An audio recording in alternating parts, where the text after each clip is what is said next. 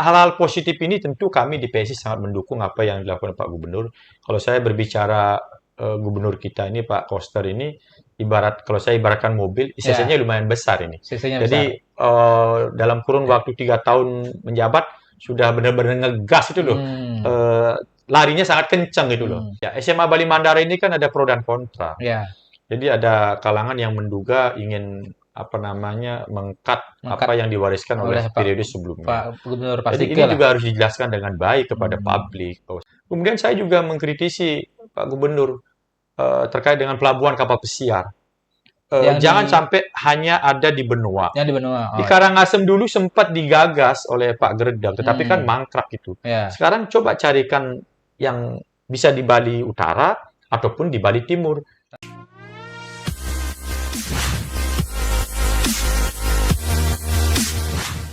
Berjumpa lagi dengan kami dari Bali Satu. Hari ini kami bersama dengan tokoh Bali, ketua partai, yaitu ketua PSI atau Partai Solidaritas Indonesia Provinsi Bali, Bro Adi. Ya, terima kasih Bro Wid. Ya, Bro Adi, ini nama lengkap beliau adalah Nengah Yase Adi Susanto. Dari Karangasem, Bro Adi. Ya, Buk-buk ya. dari Bubuk Ya, ya. yang hangat juga belakangan ini. Iya, hangat, dinamika. Dinamika. Ya, Ya, moga-moga mungkin segera selesai lah siap. persoalan di Bubuk.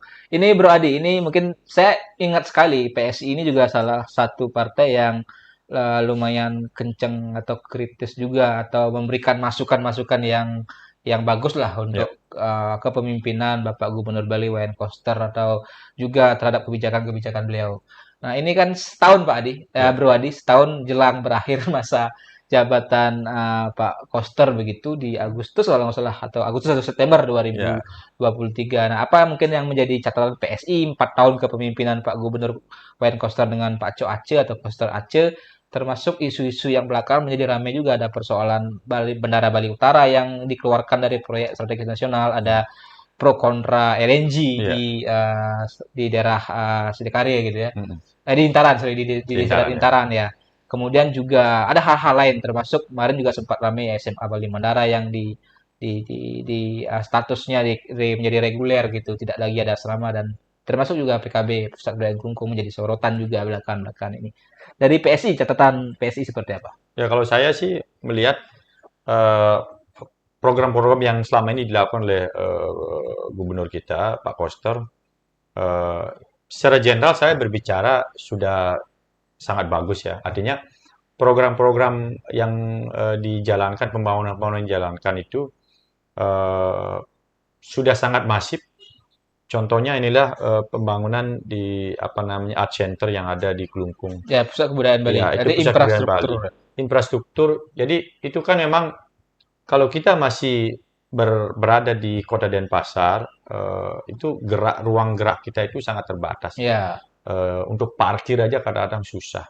Jadi Hmm. kalau kita mau menggelar apa namanya PKB yang lebih besar gaungnya, membuat macet di mana-mana kan Ya, itu. ini juga Eh, sangat menyebalkan. Ya, ini sebenarnya ide yang sangat brilian. Ah, Terlepas dari dibangunnya pada masa pandemi, yang penting kan pendanaan ini bukan mengambil dari ya, APBD itu dan dulu. Kan dana itu kan PEN dana ya, PEN dana pinjaman yang sebenarnya juga yang bisa kita kembalikan secara bertahap. bertahap Ya, nantinya. Jadi saya rasa kalau pandangan kami sih tidak ada masalah itu. Ya terkait dengan pro kontra itu sebenarnya wajar saja.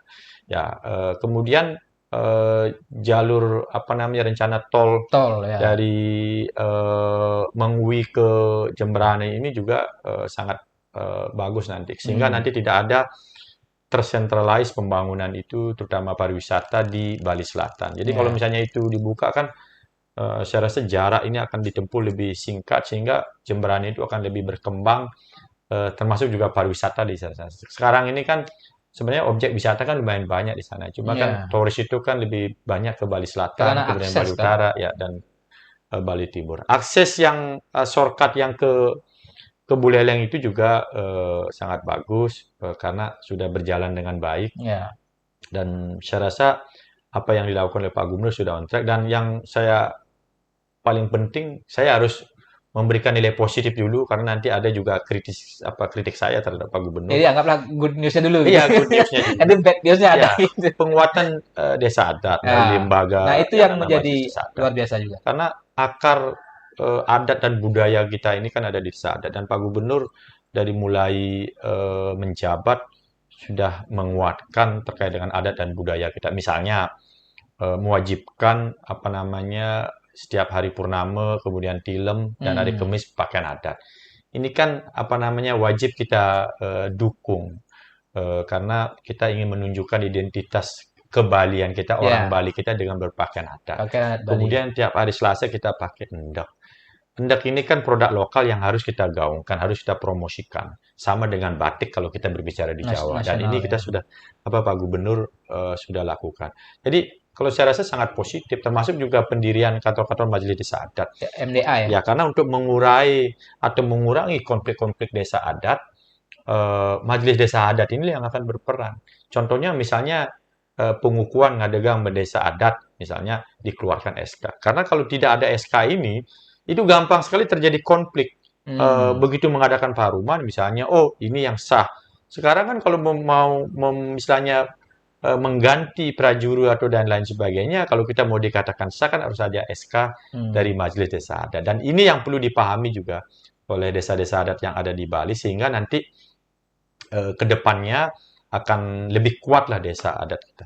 Nah, hal-hal positif ini tentu kami di PSI sangat mendukung apa yang dilakukan Pak Gubernur. Kalau saya berbicara gubernur kita ini Pak Koster ini kalau saya ibaratkan mobil, Ya, ICC-nya lumayan besar ini. CC-nya Jadi besar. dalam kurun waktu 3 tahun menjabat sudah benar-benar ngegas itu loh. Hmm. Eh, Larinya sangat kencang gitu loh. Hmm. Tetapi ada Tapi sisi mungkin bahasanya ya, kecil berhasiat gitu. ya, ya, tetapi di samping hal-hal yang positif tadi yang kami dukung, kami juga ingin memberikan kritik. Kritik saya yang pertama adalah terkait dengan LPD. Ya, ini Jadi, kisruh banyak ya, persoalan di LPD. Pak Gubernur sempat saya kritisi dulu bahwasannya eh, untuk penguatan LPD ke depannya, sekarang ini kan banyak LPD bermasalah. Ya, masuk ke Jadi, proses hukum juga, Pak Di, kan? masuk ke proses hukum juga. Ya. Saya sempat menyatakan kritik kepada Pak Gubernur dulu agar merevisi atau mereview lah Perda terkait dengan LPD, yaitu Hmm. Perda 44 tahun 2007 kan gitu. Di sana ada lembaga pemberdayaan LPD atau LPLPD yang sebenarnya punya tugas juga untuk apa namanya sebagai fungsi pengawasan lah, Hmm. dapat mengaudit LPD itu. Jadi ini sebenarnya harus dikuatkan. Kalau memang dia tidak menjalankan sebagai fungsinya, harusnya dirombak total. Ya. Karena kan faktanya masih banyak LPD bermasalah. Artinya Hmm. LP-LPD ini tidak berperan, sementara Hmm. kontribusi yang diberikan oleh LPD sangat besar terhadap LP-LPD ini. Nah itu. Hmm. Kemudian apa namanya yang saya ingin tekankan juga bahwasannya gaya komunikasi Publik. daripada publik Hmm. publik apa namanya tim komunikasi daripada Pak Gubernur juga harus lebih ditingkatkan lah. Ya, ini yang sering Pak Ya, Adi singgung juga. Bahkan saya baca di berbagai media juga kan sering Pak Adi menekankan bahwa Pak Gubernur perlu jubir yang handal. Itu kalau nggak iya, salah juga berkaitan dengan kasus MC itu yang iya viral benar. itu. Artinya jangan sampai nanti program-program yang bagus justru masyarakat tidak apanya tidak paham, tidak Hmm. ada pemberitaannya kan begitu. Karena saya ketahui Pak Gubernur kita ini tidak suka pencitraan, dia kerja Hmm. kerja aja. Orang nyinyir atau apa beliau tidak pedulikan. Nah ini Hmm. kan sebenarnya juga nggak bagus. Hmm. Kita ingin agar program yang bagus misalnya tersosialisasi dengan baik. Dengan baik. Ya, kemudian berikutnya, ya SMA Bali Mandara ini kan ada pro dan kontra. Ya, Jadi ada kalangan yang menduga ingin apa namanya mengkat mengangkat apa yang diwariskan oleh oleh periode Pak sebelumnya. Gubernur Jadi Pasike ini lah. juga harus dijelaskan dengan baik kepada Hmm. publik bahwasanya tujuan Pak Gubernur kita ini sebenarnya adalah untuk pemerataan pendidikan. Tetapi Hmm. kan banyak yang tidak paham juga, Ya. tidak tahu juga karena itu sudah tradisi yang dilakukan sudah sekian lama, Hmm. kemudian tiba-tiba langsung di-cut ya. Ini juga harusnya lebih ada semacam tenggang waktu lah, jangan Hmm. langsung ujuk-ujuk hari ini berbicara, kemudian lagi 2 bulan, 3 bulan Ya, langsung ini kalau dieksekusi. biasanya langsung diskusi Ini gitu. langsung dadakan. Kasihan kan Ya. apa namanya yang Ada mungkin sudah bisa mendaftar di dikaji sana. dulu Ya, setahun sebelumnya. dikaji dulu, libatkan tim ahli semua karena Hmm. bagaimanapun pasti ada pro dan kontra. Mungkin ini ke depan lebih intensif lah di apa namanya disosialisasikan dulu bahwa Ya. rencana pemerintah ini adalah Provinsi Bali seperti ini untuk pemerataan pendidikan dan lain sebagainya sehingga masyarakat Hmm. itu lebih paham itu loh.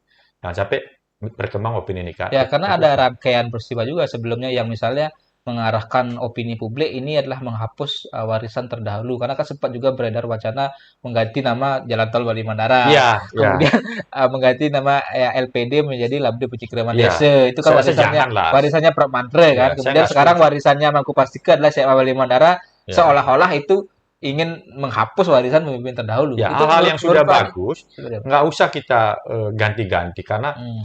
kita harus hormati kepemimpinan sebelumnya juga. Kita harus menghormati apa yang telah dilakukan oleh sebagai legacy daripada Hmm. Pak Mangku Pastike yang misalnya membangun Bali Mandara, kemudian jalan tol Bali Mandara. Hmm. Kita harus hormati sebagai sebuah legacy. Sekarang pertanyaan saya, apa yang harus dilakukan oleh gubernur kita sekarang? Kan Hmm. legasinya adalah misalnya membangun art center yang ada di ini, Hmm. membangun misalnya tol Ya. dan lain Dan sebagainya. Itu tower sebuah yang di Beleng, legacy. tower Iya, sekarang di Beleng itu, iya. termasuk penataan kawasan Besakih. Besar Saya betul. dari Besakih saya acung jempol Pak Ini luar Gubernur. biasa gitu loh. Kita harus apresiasi. Nah, tapi kan ada hal-hal yang memang harus kita kritisi dengan rasional, dengan Ya, subjek, dengan objektif namanya kan gitu. kita berbicara namanya manusia tidak ada yang Hmm. sempurna. Kita harus tetap kritisi kalau hal itu harus kita kritisi. Contoh misalnya bandara. Ya. Pak Nah, Gubernur ini harus tegas kembali memastikan kalau memang di kubu tambahan tanah itu bermasalah, cepat carikan tempat pengganti di mana kira-kira yang sesuai dengan visibility, kemudian cocok, datangkan ahli yang tahu tentang ini. Kalau misalnya udah ini, sudah. Kemudian saya juga mengkritisi Pak Gubernur terkait dengan pelabuhan kapal pesiar. yang Jangan di sampai hanya ada di benua. yang di benua. Di Oh. Karangasem dulu sempat digagas oleh Pak Gredam, tetapi kan Hmm. mangkrak itu. Ya. Sekarang coba carikan yang bisa di Bali Utara ataupun di Bali Timur. Tanah Ampo itu ya yang Paling mangkrak. tidak ada pengembangan destinasi nanti. Karena Hmm. kalau kapal pesiar ini kan mereka sekali nyandar, itu bawa tamu bisa minimal lah, seminimal-minimal itu 1.000 orang. Ya. 1.000 orang kalau misalnya seminimalnya 50% keluar, artinya ada 500 orang nanti akan menikmati Pulau Hmm. Bali ini. Kemudian ada di sana ada banyak bisnis yang bisa dilakukan. Jadi itu belum ada yang digarap oleh terkait dengan Hmm. pariwisata. Jadi mungkin masukan saya, Pak Koster juga harus fokus membangun pelabuhan kapal pesiar, jangan hanya di benua. Jadi mungkin di Ya, Bali artinya Utara, dari Matangkang, sisi sektor begitu. menggerakkan ekonominya, karena Iya, selama ini ya walaupun mungkin argumentasinya infrastruktur itu kan juga menggerakkan ekonomi, tapi iya, kan tidak terlalu langsung dirasakan efeknya iya. gitu. Kalau ini kan Dan pariwisata. ya, dan Kalau kalau pariwisata. misalnya ada di Karangasem pelabuhan kapal besar kan multiplier EPN juga Multiplier ke efeknya Bali banyak Utara, ke sekali. Bali Timur kan gitu, Mas. Iya, betul. Multiplier. Dan Hmm. ini yang mungkin perlu ini kan, di samping bandara ini cepat direspon, jangan sampai nanti isunya kan dicoret dari program strategis nasional. Ya, Saya rasa berita-berita liar ini harus terkonfirmasi apakah benar atau tidak, sehingga masyarakat itu lebih paham lah. Apalagi ini jelang-jelang tahun politik kan sudah hmm. mulai. Ya, kemudian yang terakhir mungkin ya proyek LNG ini. Ya, Jadi Pak Gubernur harus legowo lah. Kalau memang di sana ada penolakan, masyarakat juga tidak ujung-ujung menolak kan. Pasti ada reasonnya, ya. ada alasan kenapa. Jadi coba panggil ahli-ahli misalnya yang bisa Hmm. meyakinkan masyarakat kalau memang itu tidak bermasalah.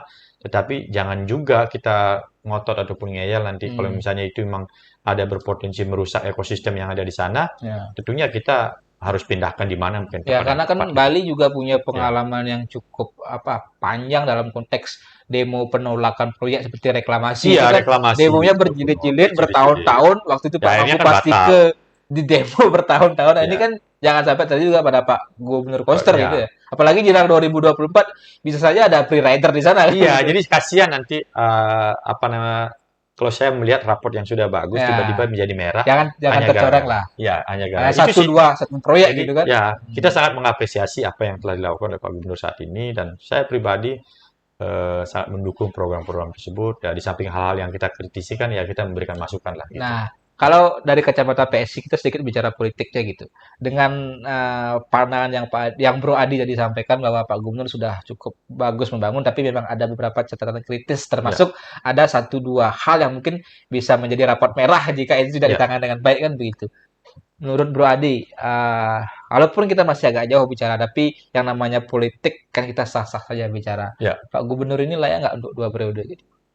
Ya, kalau berbicara layak atau tidak kan kalau nanti saya terlalu prematur nanti kan. Hmm. Terlalu gampang nanti digoreng kan. Sekarang kan biarkan masyarakat menilai. Hmm.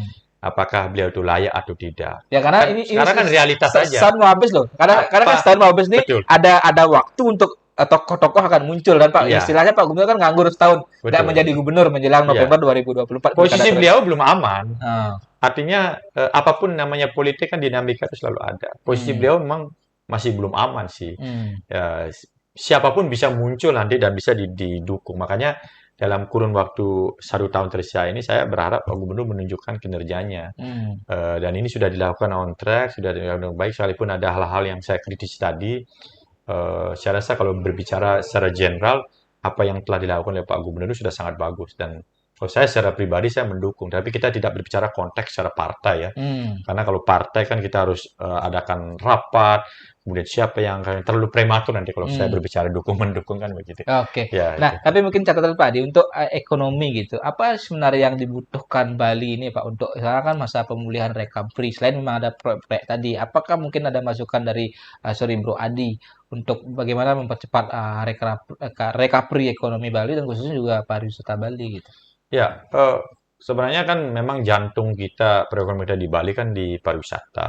Hmm. Jangan bermimpilah menyuruh orang menjadi petani. Ya, oh, Kita susah. boleh saja kita menyuruh orang menjadi petani, tapi kan fakta perputaran uang itu kan dari pariwisata. Sekarang Hmm. bagaimana caranya biar tamu itu datang dimudahkanlah, Hmm. jangan dipersulit. Dan itu sudah dilakukan oleh pemerintah kita saat ini. Hmm. Misalnya dulu Bali termasuk mengusulkan pertama Pak Gubernur kita zero karantina Zero dan itu karantin. sudah dilakukan Hmm. sehingga membuat tamu sekarang udah lumayan rame Udah loh. ya, udah Kita dilakukan. sangat senang sekali.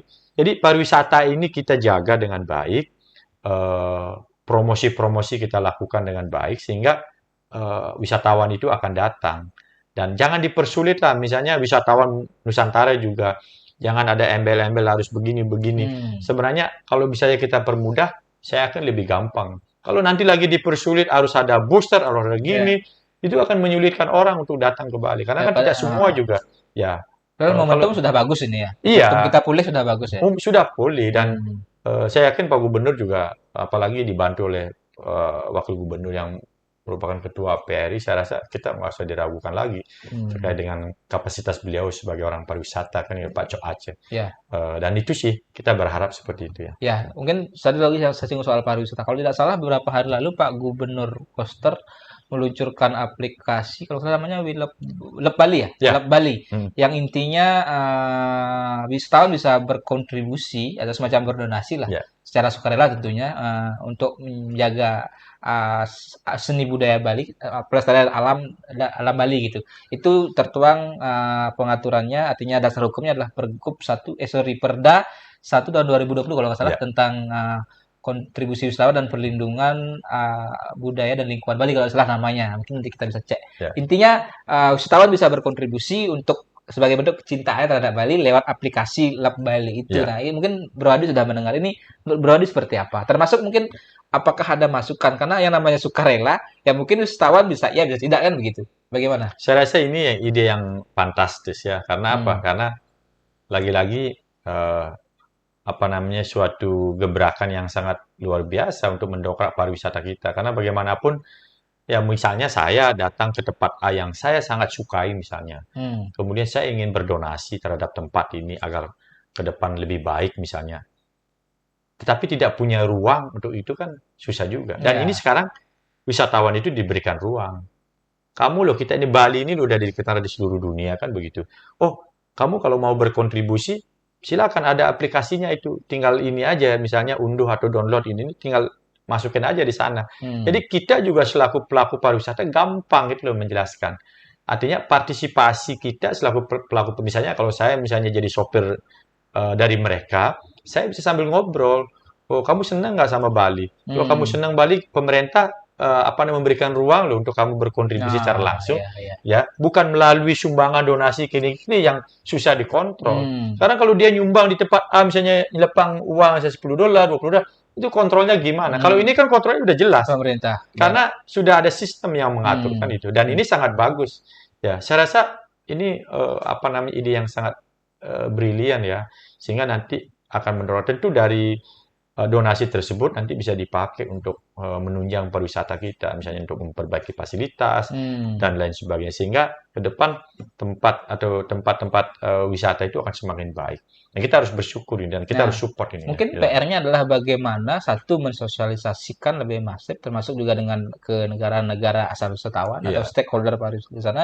Kedua, PR-nya kan bagaimana, walaupun ini sukarela kan, tetap kita berharap mereka iya, ada kontribusi itu. Bagaimana iya. Pak Adi soal 2 poin itu? Iya, kita contohnya adalah ketika mereka ini yang kalau kita berbicara praktisnya, Ya, ketika mereka tiba di bandara kan sudah ada sign-sign misalnya hmm. dibuat, ya misalnya welcome to Bali, bla bla bla. Kalau misalnya Anda mau berdonasi bisa You can gini-gini untuk donate kita lewat aplikasi dan ya. lain sebagainya. Saya Oke. rasa nanti kemudian aplikasinya sudah gampang diakses, Hmm. promosi yang bisa dilakukan oleh setiap tempat mereka, misalnya kunjungan, misalnya di hotel dan lain Hmm. sebagainya.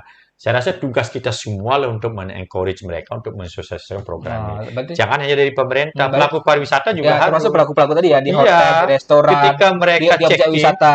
ketika mereka Diingatkan. check-in, ingatkan ini ada program gini-gini. Bila perlu kasih dia ini bisa klik linknya dan lain sebagainya, atau Oke. bisa scan barcode-nya dan Hmm. lain sebagainya. Saya rasa tugas kita semua untuk mensosialisasikan. Pemerintah sudah membuka ruang untuk itu. Sekarang bagaimana partisipasi kita selaku pelaku pariwisata kan begitu. Nah, Oke. itu sih menurut saya. Oh, siap. Ya, gitu. Siap, Bro Adi. Ini luar biasa. PSI selalu kritis, tapi juga memberikan masukan yang sangat objektif Terima gitu. kasih. Sangat rasional juga. Terakhir mungkin closing statement, Bro Adi. Penegasan saja, ingatkan kepada Pak Gubernur masa setahun ini untuk bekerja lebih keras, karena juga tadi ya ketika ada kita berharap beliau 2 periode atau yang baik ini perlu dilanjutkan kan juga tadi posisinya juga belum aman Iya. gitu. Ini bagaimana, Bro?